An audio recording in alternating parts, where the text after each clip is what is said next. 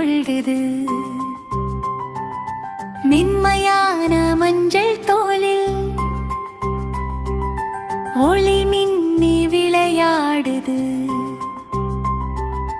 சின்ன குரல் ரா என்று வைத்து தன்னை சிங்கம் நினைக்குது.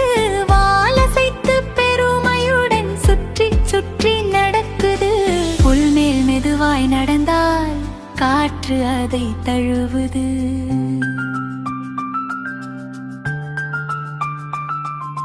பூச்சி ஒன்று பறந்தால் கூட அதை துரத்தி ஓடுது.